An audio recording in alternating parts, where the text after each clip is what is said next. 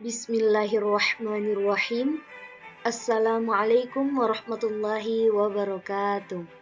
Saya Nurul Ilmi Reski dengan NIM 210215100008. Kelas 1A Prodi Arsitektur Jurusan Pendidikan Teknik Sipil dan Perencanaan Fakultas Teknik Universitas Negeri Makassar.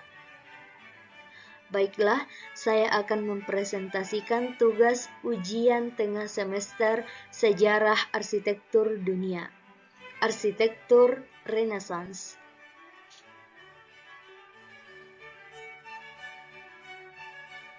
Sebelum kita melangkah lebih jauh, kita harus memahami terlebih dahulu apa itu arsitektur Renaissance. Jadi, arsitektur Renaissance adalah arsitektur pada periode antara awal abad ke-15 sampai awal abad ke-17 di wilayah Eropa ketika terjadi ketertarikan terhadap budaya klasik, terutama budaya Yunani kuno dan budaya Romawi kuno yang disebut Renaissance. Gaya ini pertama kali berkembang di kota Florence, Italia. Penamaan dari gaya arsitektur ini mengikuti nama dari era Renaissance yang terjadi di Eropa. Kata Renaissance berasal dari bahasa Prancis yang berarti terlahir kembali. Karena pada era tersebut orang Eropa tertarik untuk kembali mempelajari peradaban Yunani dan Romawi kuno. Pada masa Renaissance, terdapat 3 penemuan penting. Yang pertama adalah bubuk mesiu. Penemuan ini menyebabkan perkembangan dalam hal militer. Kedua, penemuan kompas. Dengan ditemukannya kompas, memungkinkan untuk melakukan pelayaran ke daratan baru seperti Amerika dan Kepulauan Hindia Barat. Akibatnya adalah berkembangnya koloni-koloni bangsa Eropa pada tempat tersebut. Penemuan ketiga adalah percetakan.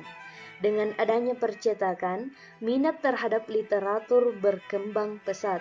Buku-buku tentang Latin dan Romawi ditulis dan akhirnya mempengaruhi cara pandang orang pada masa itu.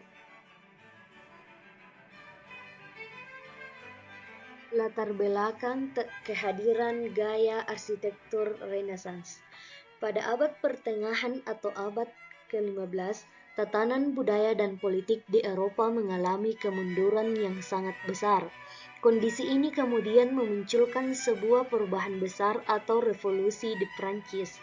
Sejak saat itu, masyarakat mulai tertarik kembali lagi ke masa klasik yang pemikirannya dianggap lebih rasional. Perubahan besar atau revolusi ini dinamakan sebagai zaman pencerahan atau zaman Renaissance, di mana masyarakat tidak lagi tertarik terhadap hal-hal yang bernuansa keagamaan. Pada masa ini, kebudayaan yang berkembang di masyarakat seringkali dipengaruhi oleh para ahli filsafat Romawi dan Yunani. Hal ini ditandai dengan adanya suatu diktum atau paham yang menyebutkan ketika aku berpikir, maka aku akan selalu ada. Maksud dari pernyataan tersebut kurang lebih adalah desain arsitektur bangunan harus dikembalikan lagi dalam pemikiran antroposentris yang bermakna bahwa manusia merupakan makhluk paling istimewa di dunia.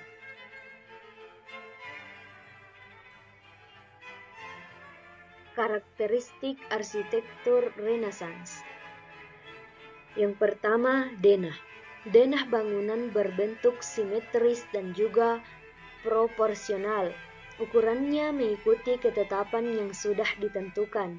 Untuk bangunan gereja, denahnya tidak berbeda jauh dengan denah yang sudah ada di Italia sebelum terjadinya revolusi minat terhadap gaya arsitektur klasik. Yang kedua, kolom dan pilaster. Desain kolom dan pilaster yang digunakan merujuk kepada gaya yang digunakan pada arsitektur Yunani dan Romawi kuno. Sangat wajar karena pemunculannya memang memiliki tujuan khusus untuk menghidupkan lagi kedua kebudayaan tersebut. Meskipun demikian, tingkat kemiripannya tidak mencapai 100%, karena para arsitekturnya tidak mau meniru secara bulat-bulat. Yang ketiga, lengkungan. Bangunan Renaissance menggunakan arch atau lengkungan yang digunakan sebagai jalan penghubung antar ruang. Yang keempat, kubah. Kubah merupakan salah satu karakteristik ikonik dalam arsitektur Renaissance. Namun penggunaannya sangat terbatas dan hanya digunakan pada beberapa bangunan saja. Biasanya, bangunan Renaissance yang menggunakan kubah adalah bangunan-bangunan berukuran besar seperti gereja. Yang kelima, langit-langit. Bagian langit-langit dari bangunan Renaissance umumnya dihias dengan lukisan seperti yang sering digunakan pada langit-langit gereja pada era tersebut. Yang keenam, bukaan. Bukaan pada masa ini datar atau menggunakan arch semi-sirkular. Terkadang dapat juga berbentuk elips, tapi hampir tidak pernah ada yang menggunakan arch berbentuk lancip. Arsitektur bangunan pada masa ini dapat dibagi menjadi dua bagian, antara lain bangunan yang mengandalkan efek dari jendela dan juga bangunan yang mengandalkan efek dari ornamen seperti kornais, pilaster, dan kolom-kolom. Yang ketujuh, tembok. Karakteristik dinding luar umumnya menggunakan batu bata dengan batu atau menggunakan bata aslar. Sedangkan karakteristik dinding dalamnya diplester dengan halus dan permukaannya dilapisi kapur. Untuk dinding dalam yang formal umumnya ditambahkan dekorasi berupa lukisan. Yang kedelapan, desain dan konstruksi. Pada masa ini, barrel vault kembali digunakan. Tidak seperti arsitektur gotik yang memiliki denah persegi panjang, pada masa Renaissance, denah yang digunakan berbentuk persegi atau semi-sirkular. Pada masa ini juga, kubah sering digunakan sebagai fitur struktural pada bagian eksterior, dan juga sebagai atap bagi ruangan lebih kecil yang hanya dapat dilihat di dalam bangunan.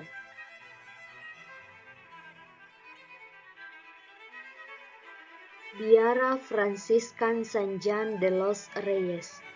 Isabella, saudara perempuan Enrique keempat, ketika dia dan pasukan Ferdinand mengalahkan Raja Portugis Alfonso pada pertempuran Toro 1476, ia mendirikan Biara Franciscan San Juan de los Reyes di Toledo tahun 1477 sampai 1504 sebagai ucapan syukur atas kemenangan tersebut, yang dimaksudkan untuk melayani sebagai makam kerajaan. Gereja yang sederhana dan tanpa lorong ini memungkinkan ukiran dan patung yang kaya untuk menjadi pusat perhatian. Traseri gotik diperlukan sebagai langkan, berjalan di sepanjang bagian atas entablatur di atas lengkungan. Dekorasi terkaya ada di persimpangan dengan lengannya yang sangat dangkal. Ada patung termasuk heraldry dan prasasti menyatakan kemuliaan dan kemenangan Ferdinand dan Isabella. Juan Guas adalah Master of the Royal Works for Isabella dan arsitek utama di San Juan de los Reyes. Ia lahir di Brittany, Prancis, putra seorang tukang batu, dan tiba di Spanyol pada usia sekitar 10 tahun. Pelatihannya di Spanyol memberinya memahami langsung kerajinan bangunan dan koordinasi tim pekerja termasuk pematung, cendekiawan, seniman, dan pengrajin. Salah satu keterampilan besar Guas adalah kemampuannya untuk menggabungkan tradisi arsitektur dan teknik dari berbagai budaya yang menghuni semenanjung Iberia. Artesonado, istilah Spanyol untuk langit-langit kayu yang bergabung dengan rumit, berasal dari tradisi bangunan Afrika Utara dan Spanyol. Dalam arsitektur Islam, langit-langit artesonado bisa mewakili 7 langit Islam. Teknik ini terus digunakan ke abad ke-15 dan ke-16 dan sering dimasukkan seperti di sini elemen dekoratif lainnya seperti heraldry. Gereja Basilika Santo Petrus. Gereja Basilika Santo Petrus adalah gereja agung umat Katolik yang merupakan hasil rancangan beberapa arsitek dan seniman. Pembangunannya memakan waktu lama antara tahun 1506 sampai 1626. Nama Santo Petrus diambil dari nama murid Yesus yang diperkirakan disiksa tentara Romawi di Mortorio.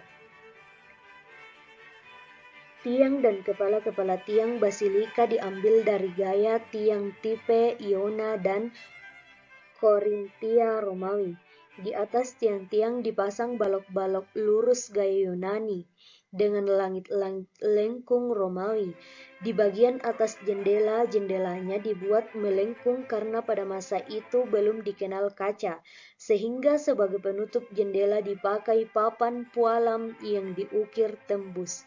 Langit-langit dibuat dari kaso-kaso kayu yang dipasang miring karena langit-langit gaya Romawi sangat tebal dan berat, tidak kuat ditahan oleh tiang riang Romawi yang bentuknya ramping. Memasuki abad ke-15, ketika Eropa memasuki zaman Renaissance, banyak terjadi penyalahgunaan kedudukan pemimpin keagamaan. Karena itulah dominasi gereja Roma mendapat tantangan kaum reformis yang dipimpin oleh Martin Luther yang kemudian menimbulkan gereja Protestan. Dalam persaingan antara gereja Katolik Roma dengan kaum reformis di Eropa Barat, Paus Julius II kemudian membongkar gereja Santo Petrus dan melakukan sayembara perancangan gereja Santo Petrus yang baru. Dalam sayembara tersebut, dena rancangan arsitektur Bramante terpilih sebagai dena baru gereja Santo Petrus. Sebagian besar rancangan Santo Petrus dikerjakan oleh Michelangelo dari tahun 1545 sampai dengan tahun 1564, yang denahnya dikembangkan dari salib Romawi. Setelah Michelangelo melakukan perubahan rancangan, masih dilakukan perubahan lagi sebanyak 2 kali oleh 2 orang arsitek sampai mendapatkan bentuk gereja Santo Petrus yang sekarang. Sedangkan rancangan beranda dan halaman muka gereja Santo Petrus dikerjakan oleh Lorenzo Bernini. Kubah gereja Santo Petrus baru dibangun sesudah meninggalnya Michelangelo.